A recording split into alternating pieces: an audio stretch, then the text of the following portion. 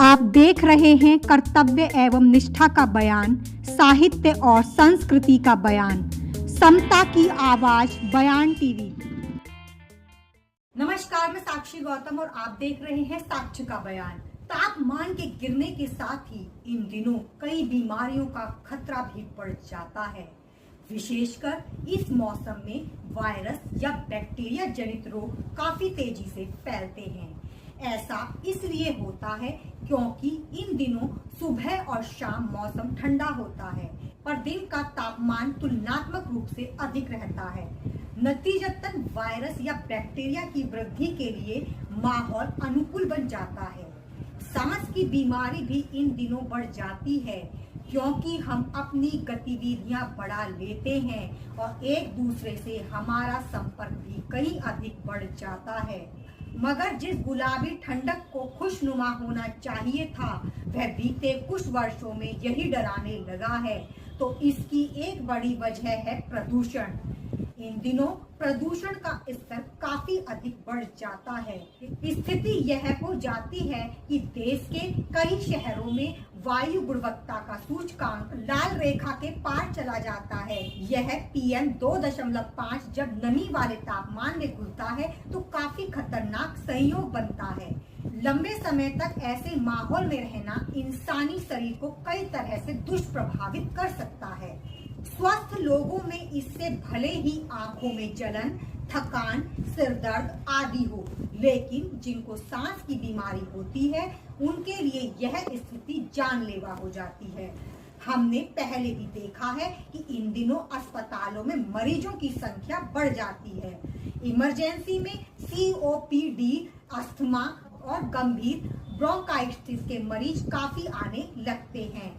चिंताजनक यह है कि PM 2.5 सिर्फ फेफड़ों को प्रभावित नहीं करता, बल्कि यह अब हमारे खून में भी पहुंचने लगा है। इसके कारण छोटी छोटी धमनियों से जुड़े अंगों पर खतरा बढ़ जाता है। खास तौर से दिल, दिमाग, किडनी जैसे अहम अंगों को पोषित करने वाली धमनियों को इससे काफी नुकसान पहुंच सकता है और हृदय घात, किडनी का खराब होना, लकवा जैसी बीमारियां बढ़ सकती हैं।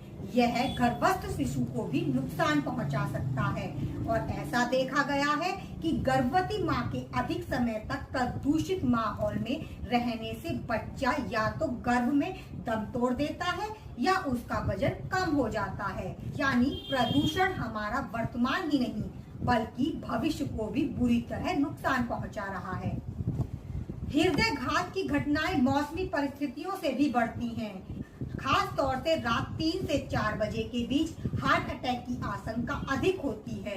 यह वह वक्त होता है जब धमनियों में स्पाज्म यानी ऐंठन आ जाती है और रक्त प्रवाह प्रभावित होने लगता है। COPD और लकवा के मरीजों की संख्या बढ़ाने में भी ठंड का योगदान होता है। आखिर इनसे बचा कैसे जाए? जीवन शैली में सुधार और स्वस्थ खान पान इससे हमें काफी हद तक बचा सकता है। ठंड के कारण इन दिनों हम तली भुनी चीजें ज्यादा खाना पसंद करते हैं। इससे रक्तचाप और मधुमेह बढ़ने का खतरा बढ़ जाता है। दिल पर भी इनका असर होता है। इसी कारण इन दिनों डॉक्टर पौष्टिक भोजन पर अधिक जोर देते हैं।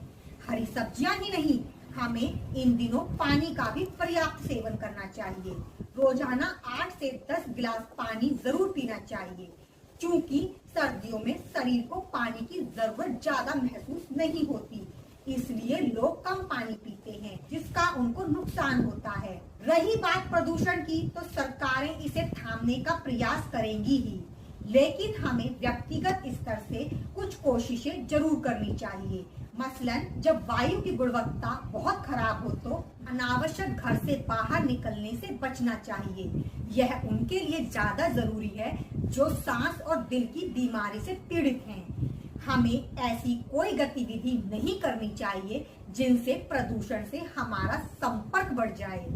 व्यायाम भी खुली हवा में अहले सुबह नहीं करना चाहिए। अत्यधिक कसरत करने या हमारी धड़कन को तेज करने वाले व्यायामों से प्रदूषकों के शरीर के अंदर जाने का खतरा बढ़ जाता है। हालांकि इसका यह मतलब ही नहीं कि हम पूरी तरह से शिथिल पड़ जाएं। दोपहर में जब मौसम अपेक्षाकृत खुला हो या घर के भीतर हमें नियमित तौर पर व्यायाम करना चाहिए। इससे शरीर को गर्म रखने में मदद मिलती है और अंगों में भी सक्रियता बनी रहती है। साथियों, ये थे हमारे वर्धमान महावीर मेडिकल कॉलेज के कम्युनिटी मेडिसिन के प्रोफेसर डॉक्टर जुगल किशोर जी के विचार। आपको ये विचार कैसे लगे हमें नीचे दिए गए कमेंट्स बॉक्स में लिखकर जरूर बताएं। मिलते हैं फिर हम नई इसी तरह की चर्चा के साथ। तब तक के लिए आप मुझे दीजिए इजाजत। चैनल पर अगर नए हैं तो आपसे गुजारिश है कि चैनल को लाइक, शेयर और